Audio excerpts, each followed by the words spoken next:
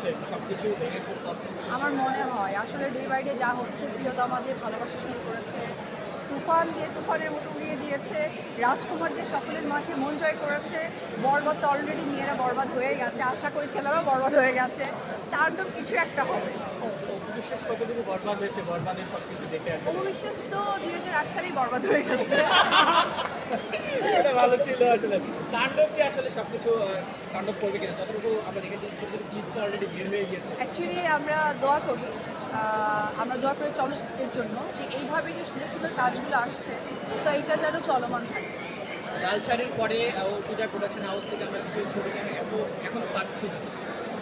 আসলে এটার জন্য তো প্রিপারেশন দরকার প্রপার, তো ওইটাই তো আসলে হয়ে উঠছে না। দেখা যাক, আশা ছাড়বো না, তবে ইচ্ছে আছে। ব্যবসাটা যদি আমি জানতে চাই আপনার চারিদিকে নানান জায়গায় আসলে বিচরণ দেখেছি আমরা সিনেমা প্রযোজনা ব্যবসায়িক ক্ষেত্রে এই জায়গাটা আসলে এখন কেমন আছে? অ্যাকচুয়ালি হয় কি যে একটা মানুষের তো এক একটা সময় সব রকম জায়গায় লাইক আমি যখন চিত্রনায়ক অপু বিশ্বাস ছিলাম, মা অপু বিশ্বাস হয়েছি, মা অপু বিশ্বাসের সাথে যুক্ত হয়েছে অনেক কিছু দায়বদ্ধতা, দায়িত্ব। সো ওই জায়গা থেকে বিজনেসটা আমার কাছে মনে হয় যে আমরা প্রচুর কাজ করেছি আমি ডেফিনেটলি।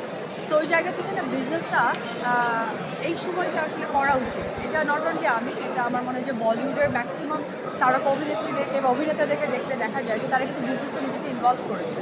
সো আমিও ওই দিকে হাঁটছি। আমার কাছে মনে হয় যে এটা আমাদের মেইন প্রফেশন, যে আমি অপু বিশ্বাস বা আমি চিত্রনায়িকা বা আমার শোবিজ অঙ্গনের কাজ, পাশাপাশি বিজনেসটাও কিন্তু আমাদের একটা যুক্ত হওয়া উচিত যখন আমাদের দায়িত্বের জায়গাটা বেড়ে যায়। আপু সর্বশেষ প্রশ্ন, শাকিব ভাইকে দেখেছি শাকিবের জুটি হিসেবে সব থেকে বেশি ছবি আপনার সঙ্গে। এরপরে লাস্ট ফিউ ইয়ার্স আমরা দেখেছি প্রত্যেকটা ছবিতে আসলে নতুন জুটি হিসেবে নাবিলা একেবারে আমাদের ঘরের মেয়ে যদি বলি।